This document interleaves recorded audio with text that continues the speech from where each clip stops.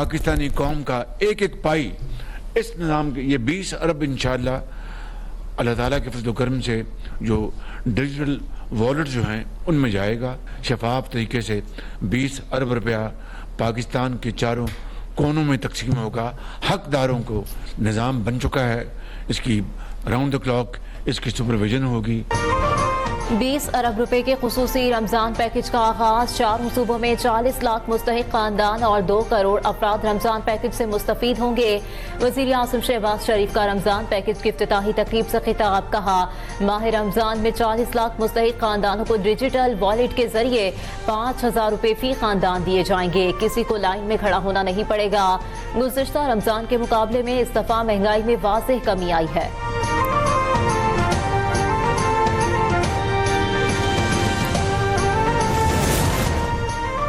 मौसमियाती तब्दीलियों से निमटने के लिए पाकिस्तान को बैनुल-अक़वामी मालियाती फंड से $1.5 अरब मिलने के इम्कानात रोशन। क्लाइमेट फाइनेंसिंग पर IMF और पाकिस्तान के दरमियान मुज़ाकरात मुकम्मल हो गए। हुकूमत ने तरक्याती मंसूबों पर IMF गाइडलाइंस पर अमल दरामद की यकीन दहानी करार।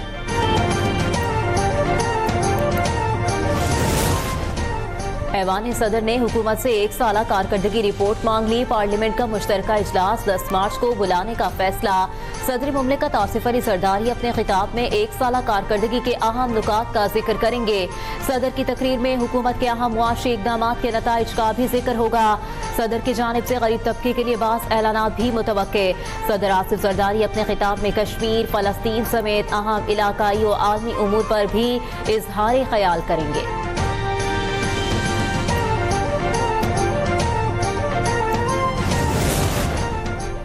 सुप्रीम कोर्ट में मरियम नवाज के खिलाफ तौहीन अदालत की दरखास्त दायर। राजा बशारत की तरफ से दायर करदा तौहीन अदालत की दरखास्त में कहा गया है कि मरियम नवाज ने बतौर वज़ीर आला इश्तिहारात में ज़ाती तशहीर की। अदालत ने 22 सितंबर 2022 को सरकारी पैसे से तशहीर पर पाबंदी लगाई थी। मरियम नवाज की ज़ाती तशहीर अदालती फैसले की खिलाफ वर्जी है। मरियम नवाज को तौहीन अदालत का मुर्तकिब करार देकर कार्रवाई का आगाज किया जाए।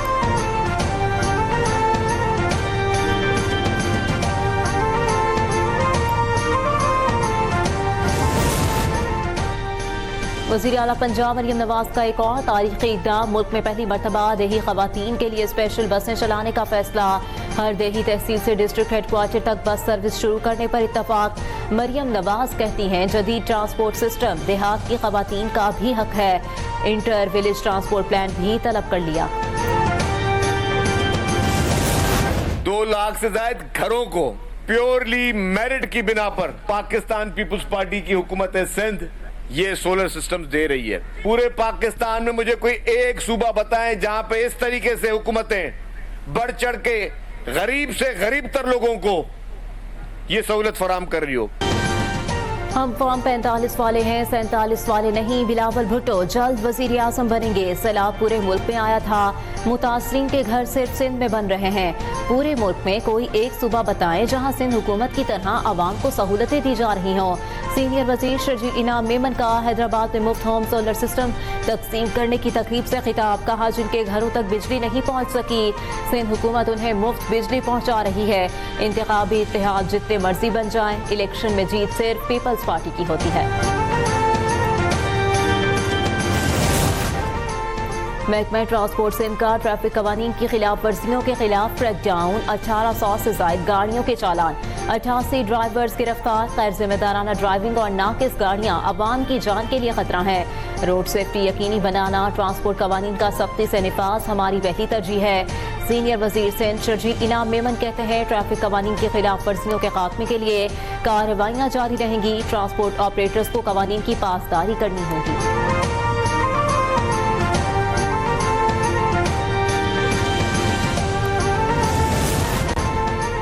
मुस्तफ़ा आमिर कत्ल केस में FIA ने गिरफ्तार मुलजिम अरमगान की मनी लॉन्ड्रिंग में मुलव्वस होने के हवाले से तहकीकात शुरू कर दी।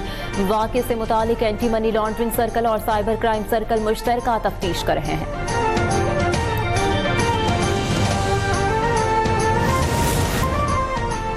पाकिस्तान में रवां साल पोलियो वायरस का एक और केस सामने आ गया। नेशनल पोलियो लेबोरेटरी ने ठट्टा से नए केस की तस्दीक कर दी। इस साल अब तक मुल्क में 6 पोलियो केसेस रिपोर्ट हो चुके हैं, जिनमें से 1 खैबर पख्तूनख्वा, 4 केसेस सिंध और 1 पंजाब से रिपोर्ट हुआ। गुज़िश्ता साल मुल्क में पोलियो वायरस के 74 केसेस रिपोर्ट हुए थे।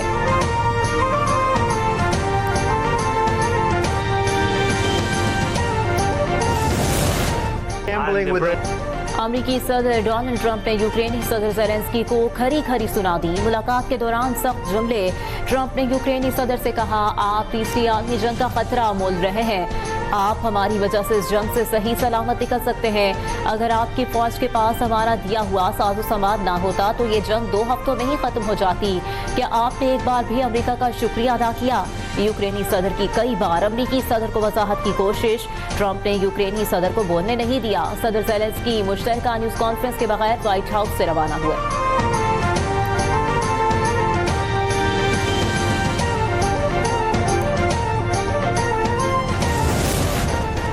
चैंपियंस ट्रॉफी का 11वां मैच आज कराची में इंग्लैंड और जनूबी अफ्रीका के दरमियान खेला जा रहा है। इंग्लैंड का टॉस जीतकर पहले बैटिंग का फैसला। इंग्लिश टीम सेमीफाइनल की दौड़ से बाहर हो चुकी है।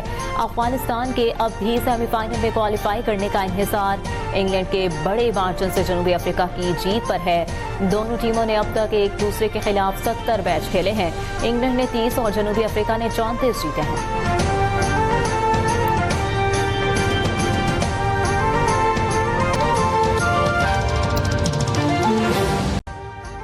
अभी सब्सक्राइब करें ताकि कोई खबर रह न जाए।